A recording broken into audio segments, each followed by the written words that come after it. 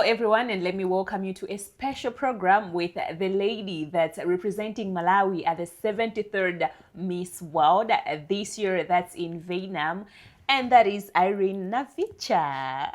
You know, if we were on a crowd, rather, people would have clapped, yay! But just tell me, how are you feeling? Well, I am so excited at the same time, a little bit of emotional because to go to Miss World is a dream that I've held for more than a decade. Oh my God, I couldn't be more grateful. Yeah. Now, Yeah. after, the commotion that happened after you were actually, unveiled as the person that's, representing the country at the Miss World, how have you been coping so far?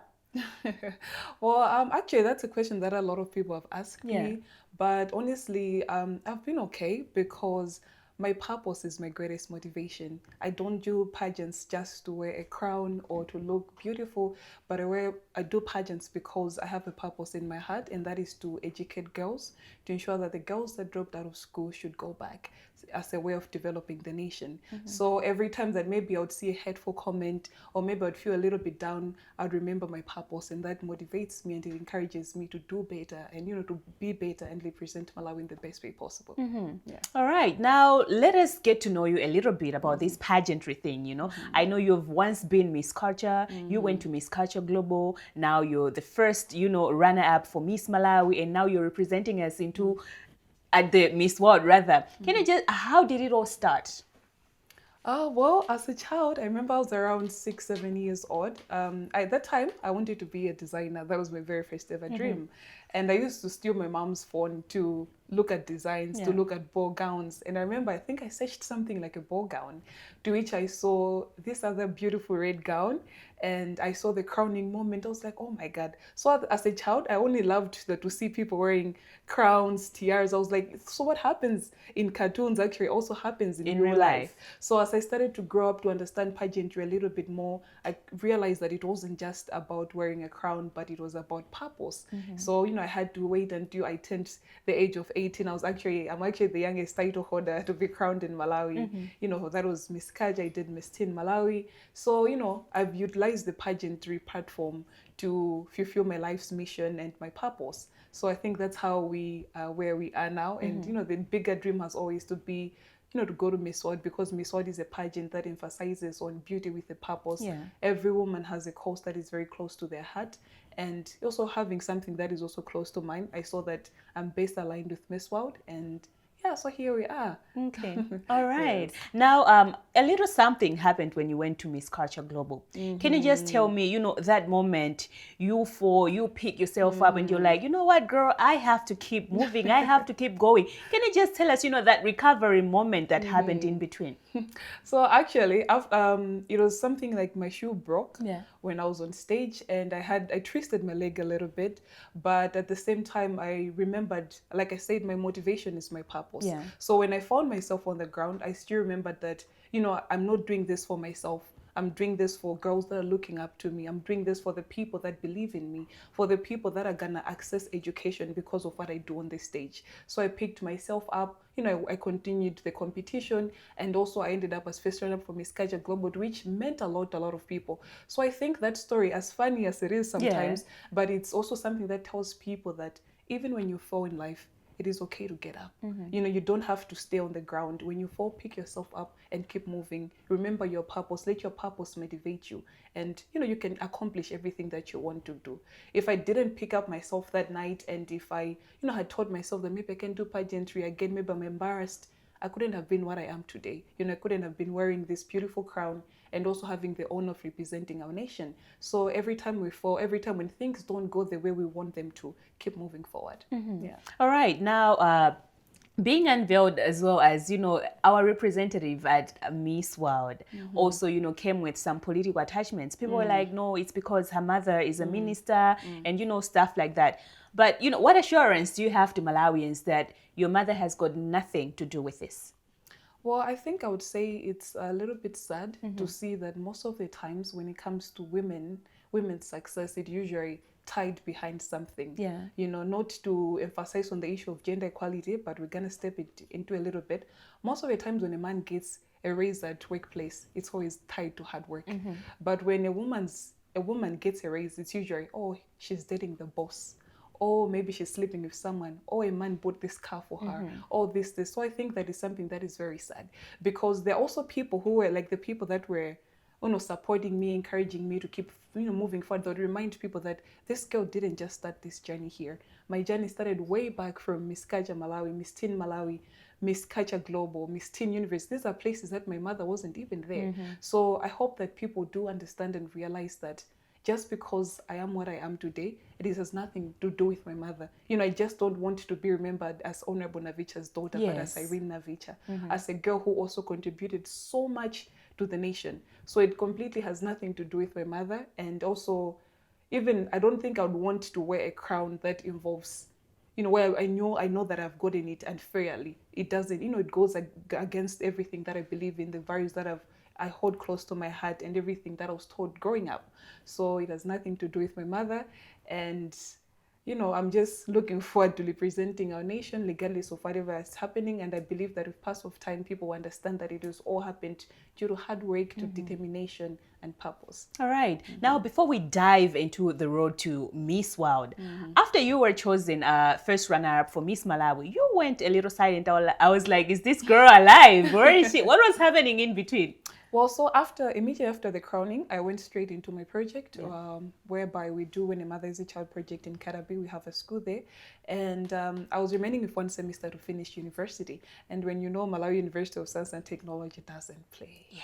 I remember I texted the CEO for Miss Malawi. I had a meeting with her, and I told her that, I would love to take a short break to complete my studies.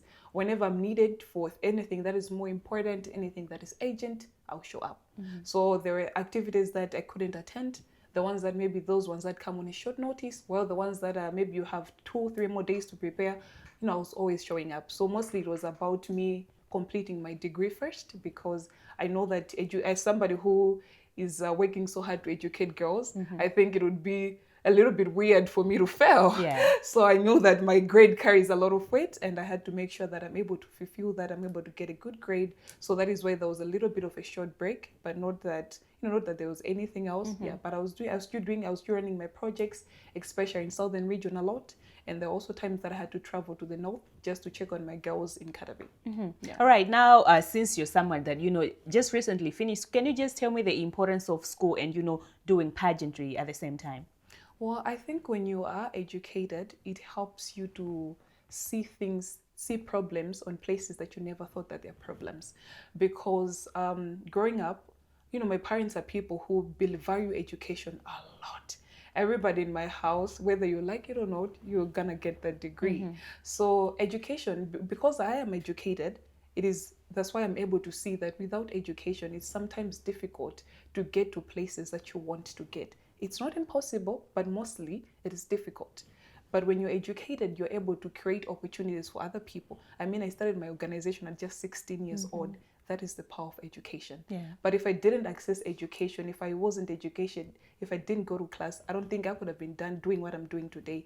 And I don't think the 432 girls that are back in school would have been in school. So I hope people realize that going to school is just something that we do as a norm, but it's something that we are using to make other people's lives better. The same way a teacher is there. People will just look at teachers as teachers, but they're people who are actually changing our country, people who are, acquiring us with knowledge and information for us to also create other opportunities for other people.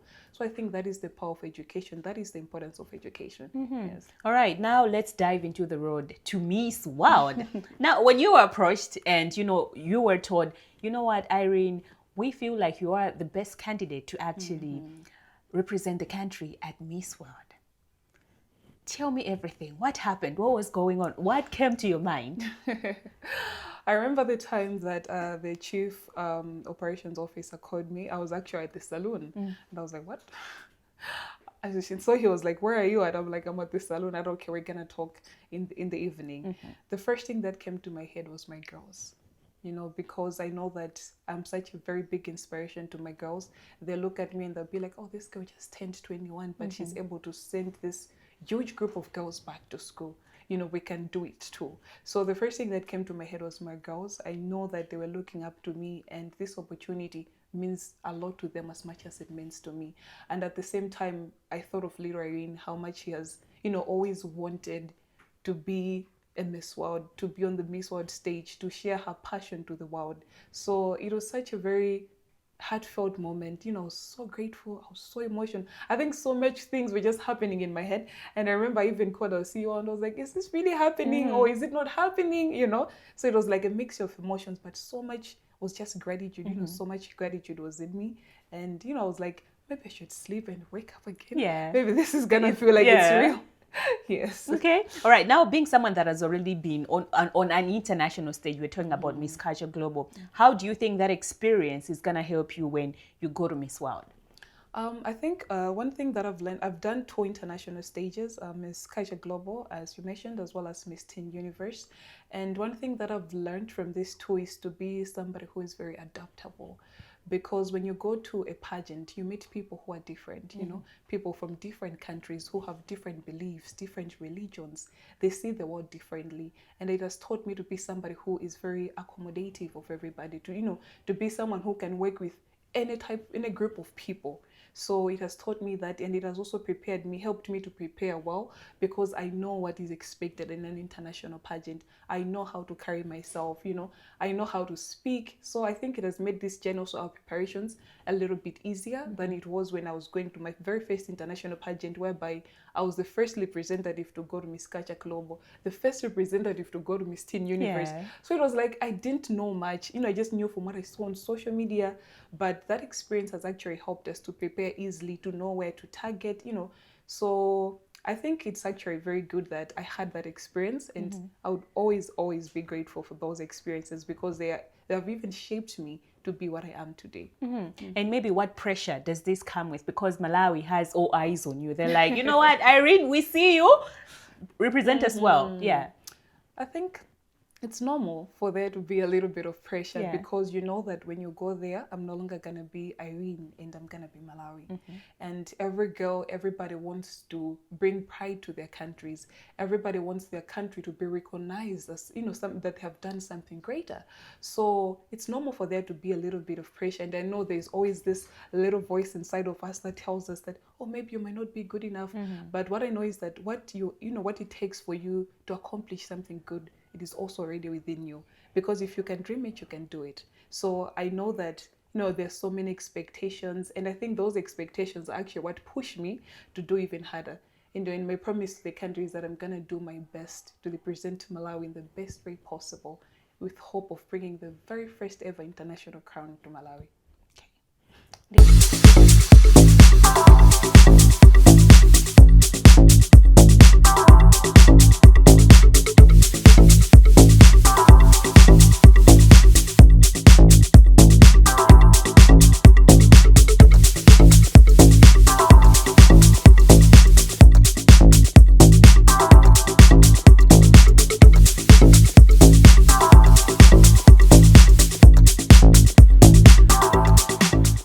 Now I have a couple of questions for you. We just want to, flex things a little bit before we continue with our journey to Miss World. Now, if you were not doing pageantry, what would people have known you for? I think definitely designing. To be a designer was the very first ever dream I had as a child. So right now I'm actually already earning. I have a machine. My parents helped me get fabric. So, I think as soon as I finish pageantry, it's definitely gonna be designing. All right, in case you need a model on my hair. All right, and with pageants comes a lot of objectification. Has there ever come a point where you felt objectified? Well, there are actually times that I felt that. A lot of them, social media sometimes can be a little bit cruel. But at the same time, like I said, when I see those things, I'm actually somebody who just laughs it off. And also, my purpose is what actually keeps me going. So doesn't really affect me that much. Yeah. All right. And what do you think is one thing that's misunderstood about you? Interesting. I think that's a good question. Well, I think people actually, going back to the little bit that drama that was happening here, people tend to think that everything that I've accomplished is because of where I'm coming from.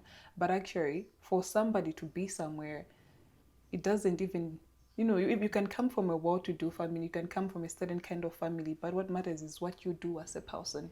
Even at school, there are sometimes that I would hear things like, oh, she always gets good grades because of where she's coming Yeah. from. I'm like, my parents don't mark the exam papers. Exactly. Yeah. So for me to be what I am, for me to get to where I am, I had to work hard. I had to also build a life for myself, regardless of what my parents have made for themselves. That is for them. Yeah. But I'm working, I'm here, I'm in the spotlight because of everything that I've worked for more than a decade, actually. So I hope that people do understand and realize that it's not always about where a person is coming from. The same way a person who's coming from a less privileged family can become a lawyer, can become something else in life. It's the same thing as somebody who is coming from maybe a family that is also privileged. So regardless of my background, I am what I am today because of what I've done for myself. Yes. Okay, all right. And maybe when things feel a little overwhelming for you, how do you just like brush it off? Well, I know that sometimes when it comes to work, you might feel like too much pressure. Yeah. So I pause when I need to, because I know that I can't take care of my girls if I don't take care of myself first. I can't speak boldly, I can't empower people while my mental health is not okay. So I take, a break first. Then maybe if there's need even for somebody to guide me, if I need advice or even therapy, I attend therapy sessions just to make sure that my mental state is proper, so that because I know that I can't take care of anybody else, I can't empower other people if I'm not okay. So that is what I do. I take a break, I pause a little bit, and when I'm fine, my journey continues. All right, I have a follow-up on that. But before we do that, let me just finish with, the little questions that I have. And I think my last question on this section is going to be, do you have a boyfriend in case my boys out there, want to try their luck? Oh my God.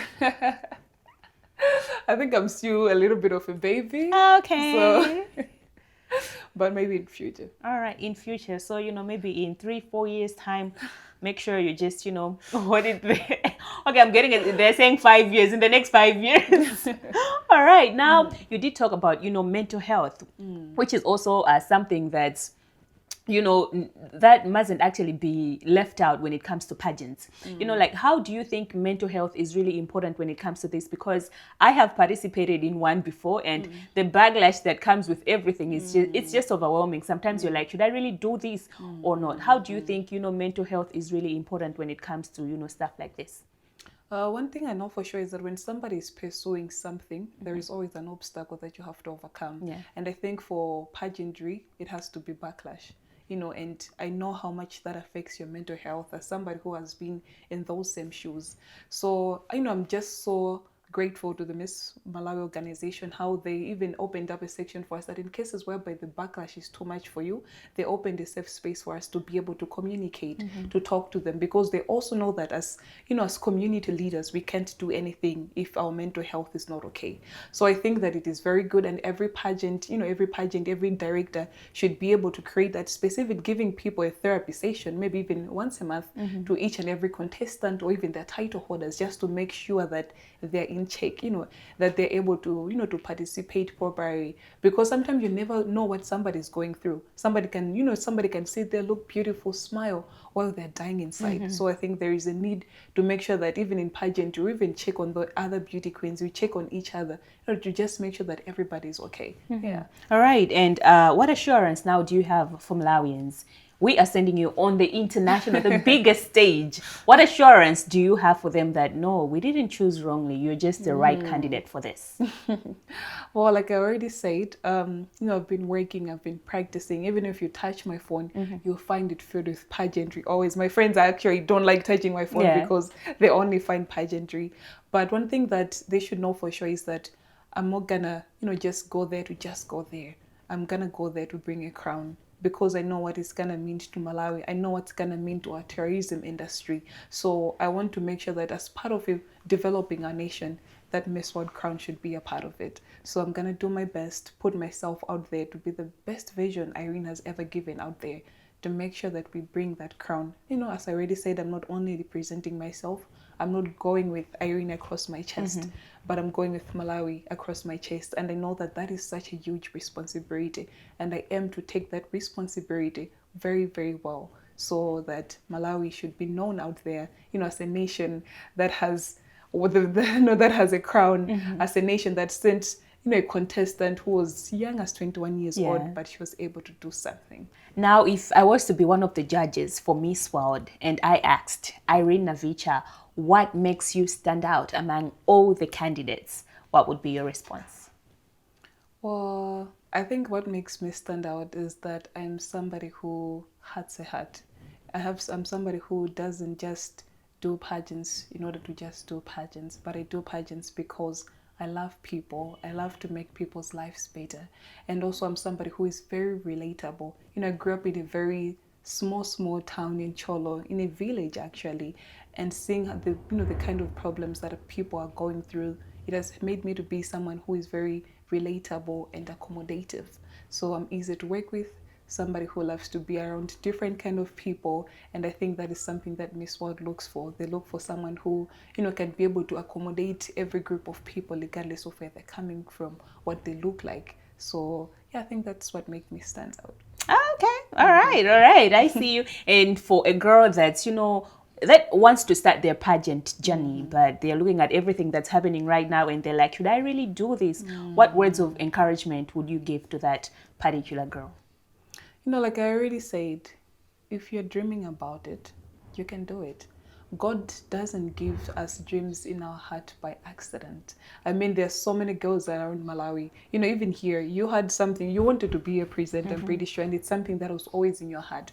And I didn't want the same thing. That means that God put that dream in your heart for a reason.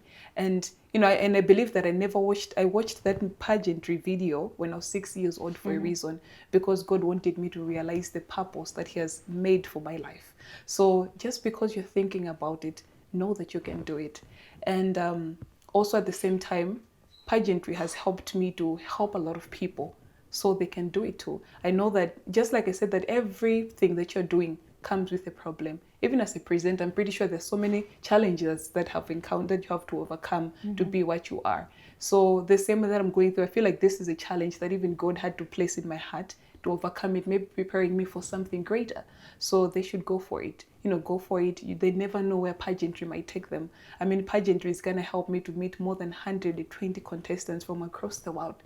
Something that looks as simple as just taking a catwalk, So they never know where pageantry can lead them, and they should go for it and do not let obstacles or challenges stop them. Instead, they should use my story as actually something to inspire them, that if Irene can still stand bold despite all this criticism, despite all these death threats, these cases, but she's still standing strong, we can do it too. Yeah. All right. Am I not encouraged, guys? I'm coming for the next Miss Malawi. But anyways, now as you're leaving the country for, Miss World in Vietnam, what words do you have for Malawians? I think one message that I would tell to Malawians is that as I go onto the Miss World stage, I'm not only going there as Malawi, as Irene, but I'm going there representing each and every one of you. And I hope that you walk with me throughout this journey. This journey cannot be possible without your love, without your support. And I'm going to do my very best possible, knowing that whatever I do there defines what Malawi is. And I hope to do it with so much integrity, gratitude, as well as upholding the values that we represent as a nation.